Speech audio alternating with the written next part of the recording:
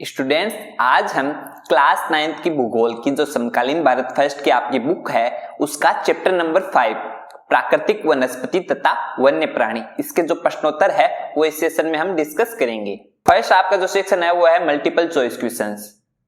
तो इसका फर्स्ट है वो है कि रबड़ का संबंध किस प्रकार की वनस्पति से है? टुंड्रा, हिमालय, मैंग्रोव और उष्णकटिबंधीय वर्षा वन। रबड़ का संबंध उष्णकटिबंधीय वर्षा वन में जो वनस्पति पाई जाती है उससे संबंधित है। नेक्स्ट है सिनकोना के वृक्ष कितनी वर्षा वाले क्षेत्र में पाए जाते हैं? तो स्टूडेंट्स, सिनकोना के जो वृक्ष है वो 200 सेंटीमीटर से अधिक वर्षा वाले क्षेत्र में पाए जाते हैं। बट आपके ऑप्शन के जो अकॉर्डिंग है इसका आंसर क्या होना चाहिए? 100 सेंटीमीटर, क्योंकि इसके जो अलग और ऑप्शन है वो है 100 सेंटीमीटर, 70 सेंटीमीटर, 50 सेंटीमीटर या 50 सेंटीमीटर से कम वर्षा। तो आपके इन ऑप्शन के अकॉर्डिंग क्या होगा इसका answer? Option A 100 centimetre. Next question है कि सिमलीपाल जीव मंडल नीचे कौन से राज्य में स्थित है?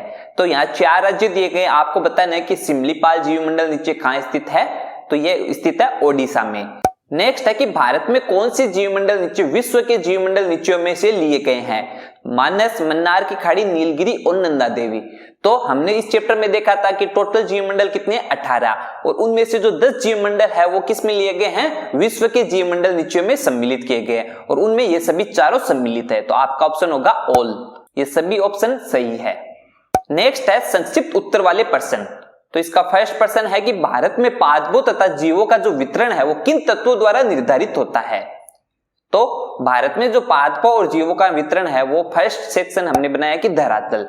तो धरातल में भूभाग और मृदा, इनके द्वारा इनका निर्धारण किया जाता है। नेक्स्ट है जलवायु। जलवायु में तापमान, सूर्य का प्रकाश और वर्षण, ये सभी विभिन्न तत्व है जिनके द्वारा भारत में पादपों तथा जीवों का जो वितरण है उनका निर्धारण किया जाता है। नेक्स्ट है कि जीवमंडल नीचे से क्या अभिप्राय है? कोई 2 उदाहरण दीजिए। जीवमंडल नीचे, तो यह एक बहुउद्देशीय संरक्षित क्षेत्र होता है जहां क्या होता है कि प्रत्येक पादप और जीव की प्रजाति है उसको प्राकृतिक वातावरण में क्या संरक्षण प्रदान किया जाता है। इसके 2 उदाहरण है सुंदरवन जो पश्चिम बंगाल में है और नंदा देवी जो उत्तराखंड में स्थित है। टोटल 18 है, आप कोई भी 2 नाम यहां लिख सकते हो। नेक्स्ट है कि कोई 2 वन्य प्राणियों के नाम बताइए जो कि उष्णकटिबंधीय वर्षा और पर्वतीय वनस्पति में मिलते हैं। उष्णकटिबंधीय वर्षा वन में कौन कौन से मिलते हैं? हाथी और बंदर। और पर्वतीय वनस्पति में याक और हिम तेंदुआ। आप कोई भी 2 लिख सकते हो जो इन वनस्पति या वर्षा वन में पाए जाते हैं। नेक्स्ट है आपका क्वेश्चन कि निम्नलिखित में अंतर कीजिए, वनस्पति जगत तथा प्राणी जगत। तो वनस्पति जगत किसे कहते हैं? किसी विशेष क्षेत्र में किसी समय में पौधों की जाति का जो ज्ञान होता है वो किस में आता है? वनस्पति जगत में। और प्राणी जगत में क्या है कि किसी विशेष क्षेत्र में किसी समय में जो जीवों का बोध होता है वो प्राणी जगत कहलाता है। वनस्पति जगत में क्या है कि भारत में लगभग 47,000 विभिन्न जातियों के पौधे पाए जाते हैं, जबकि प्राणी जगत में लगभग 90,000 प्रजातियां हैं वो मिलती है।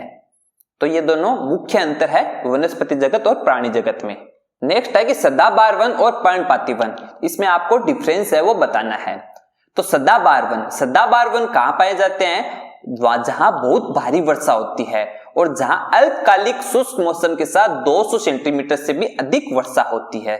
जबकि पर्णपाती वन है ये 70 सेंटीमीटर से 200 सेंटीमीटर के बीच होने वाली वर्षा वाले स्थानों पे पाए जाते हैं। सदाबहार वन को वर्षा वन भी कहते हैं और पर्णपाती वन को मानसूनी वन कहते हैं।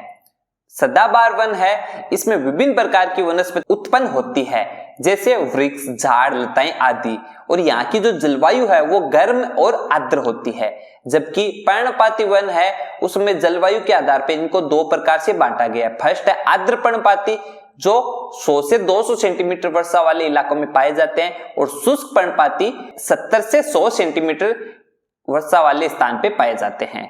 सदाबहार वन है, इनमें पतझड़ का जो मौसम है या समय है वो निश्चित नहीं होता है, ये पूरे साल ही हरे भरे रहते हैं। जबकि पर्णपाती वन है वो 6 से 8 सप्ताह के लिए पतझड़ का दौर भी आता है इनके लिए, और इनका एक पर्टिकुलर टाइम होता है जब इनके पतझड़ का समय आता है। सदाबहार वन है वो पश्चिमी घाट में अधिक वर्षा वाले क्षेत्रों में पाए जाते हैं, जैसे असम और तमिलनाडु के कुछ भागों में, लक्षद्वीप और अंडमान निकोबार द्वीप समूह में पाए जाते हैं। जबकि आर्द्र पर्णपाती वन है वो तो उत्तर पूर्वी राज्यों, हिमालय के गिरपदों में, झारखंड, पश्चिम उड़ीसा, छत्तीसगढ़ पश्चिमी घाट के पूर्वी ढालों पर पाए जाते हैं। और शुष्क पर्णपाती वन है वो प्रायद्वीपीय पठार, बिहार और उत्तर प्रदेश के मैदानों के छोटे भागों में मिलते हैं। इसी प्रकार सदाबहार वनों में मुख्य वृक्ष कौन से हैं? एबोनी, महोगनी, रबड़, सिनकोना, रोजवुड, ये सभी सदाबहार वन के अंतर्गत आते हैं। जबकि पर्णपाती वन में सागौन वन है, इसकी सबसे विशिष्ट प्रजातियों में से एक है। अन्य भी यह जो पर्णपाती वन है वो है बांस, साल, शीशम, चंदन, खेर, अर्जुन, पीपल, नीम आदि। नेक्स्ट क्वेश्चन है कि भारत में विभिन्न प्रकार की पाई जाने वाली वनस्पति के नाम बताइए और अधिक ऊंचाई पर पाई जाने वाली वनस्पति का ब्यौरा दीजिए। तो भारत में विभिन्न प्रकार की पाई जाने वाली जो वनस्पतियां हैं वो निम्न है: उष्णकटिबंधीय सदाबहार वन, उष्णकटिबंधीय पर्णपाती वन, उष्णकटिबंधीय कंटीले वन तथा झाड़ियां, पर्वतीय वन और मैंग्रोव वन, ये सभी भारत में पाई जाने वाली वनस्पतियों के नाम हैं। अब अधिक ऊंचाई पे पाई जाने वाली वनस्पति इस प्रकार है कि वनस्पति जो पर्वतीय वनों के अंतर्गत आती है वो अधिक ऊंचाई पर पाई जाती है। और अधिक ऊंचाई पर क्या होता है कि शीतोष्ण कटिबंधीय घास के मैदान पाए जाते हैं। और इससे और अधिक ऊंचाई जैसे 3600 मीटर से भी अधिक ऊंचाई पर ये शीतोष्ण वन कटिबंधीय वनों तथा घास के मैदानों का जो स्थान है वो अल्पाइन वनस्पति ले लेती है।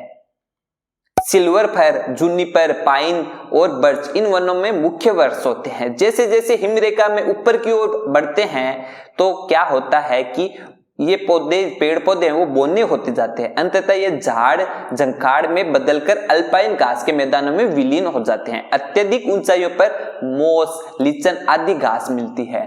तो यह जानकारी अधिक ऊंचाई पर पाए जाने वाली वनस्पतियों के बारे में है।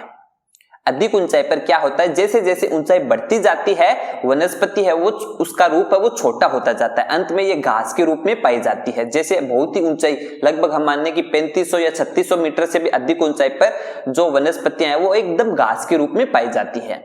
नेक्स्ट क्वेश्चन है कि भारत में बहुत संख्या में जीव और पादप प्रजातियां संकटग्रस्त है, इनके बारे में आपको उदाहरण सहित कारण बताना है। तो भारत में लगभग 1300 पादप की प्रजातियां हैं जो संकट में है और 20 प्रजातियां हैं वो लगभग विलुप्ति हो चुकी है।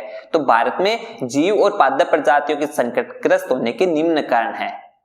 प्राकृतिक आश्रय स्थलों का नष्ट होना सबसे महत्वपूर्ण कारण यही है, क्योंकि वन्य जीवों के नष्ट होने का सबसे बड़ा कारण यही है कि जो प्राकृतिक आश्रय स्थल है उनको समाप्त किया जा रहा है। जैसे कि घरों, कृषि भूमि, बांधों तथा राजमार्गों के लिए क्या है कि वनों को काटा जाता है।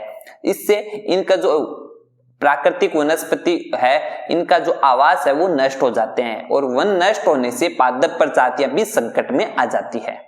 नेक्स्ट है कि शिकार है वो वन्य जीवों की उन्मूलन का दूसरा प्रमुख कारण है। सरिस्का में क्या है कि शिकारियों ने बाघों का शिकार करके वहां सभी बाघों को खत्म कर दिया है। इससे क्या है पादप जाति बाघों की जो संकट में आ चुकी है। अब वहां रणथंभौर से बाघ लाकर छोड़े गए हैं। इसी प्रकार काजीरंगा नेशनल पार्क में सींगों के लिए गेंडों का शिकार किया जाता है। पशुओं तथा पक्षियों को उनके चमड़े, पंखों तथा अन्य अवयवों के लिए और कभी कभी संग्रहालयों में रखने के लिए भी मारा जाता है। और वन्य जीवों के संकट में आने से पादप की जो प्रजातियां हैं वो भी संकट में आती है। नेक्स्ट है कि कीटनाशक दवाइयों का प्रयोग तथा प्रदूषण। कीटनाशकों का बढ़ता प्रयोग तथा वायुमंडलीय प्रदूषण भी जीवों और पादप प्रजातियों के लिए संकट का कारण होता है। लास्ट है कि रासायनिक और औद्योगिक अवशिष्ट। तो बढ़ते औद्योगिकरण के कारण भी रासायनिक व औद्योगिक अवशिष्ट भी बढ़ता जा रहा है। इससे भी जीव तथा पादप प्रजातियों को खतरा है। नेक्स्ट क्वेश्चन है कि भारत वनस्पति जगत तथा प्राणी जगत की धरोहर में धनी क्यों है। तो भारत है वो एक विशाल देश है। यहाँ लगभग 47,000 विभिन्न जातियों के पौधे हैं वो पाए जाते हैं तथा लगभग 90,000 जातियों के जीव पाए जाते हैं। इस प्रकार यह वनस्पति तथा प्राणी जगत की धरोहर में धनी है। इसके मुख्य कारण निम्न है। सबसे पहला कारण है कि भारत है वो एक विशाल देश है। यहाँ पर्वतीय प्रदेश से लेकर पूर्वी तथा पश्चिमी पार्श्व में लंबी तटरेखा तक भारत का विस्तार बहुत अधिक है। नेक्स्ट है कि भारत में जलवायु विविधता भी पाई जाती है। यहाँ रेगिस्तानी प्रदेश, हिमालय का ठंडा प्रदेश, तटवर्ती सम जलवायु वाले सब प्रदेश है वो पाए जाते हैं। अतः यहाँ विभिन्न जातियों के पादप व जीव भी बहुलता से मिलते हैं। वर्षण की दृष्टि से भारत में अल्पतम वर्षा वाले इलाके भी हैं तथा विश्व का सर्वाधिक वर्षा वाला क्षेत्र भी भारत में स्थित है। यहाँ अनेक प्रकार की मृदाएं भी पाई जाती है जो विभिन्न प्रकार की वनस्पतियों के विकास में सहायक है। इस प्रकार हम कह सकते हैं कि भारत है वो वनस्पति जगत तथा प्राणी जगत की धरोहर में धनी है। धन्यवाद।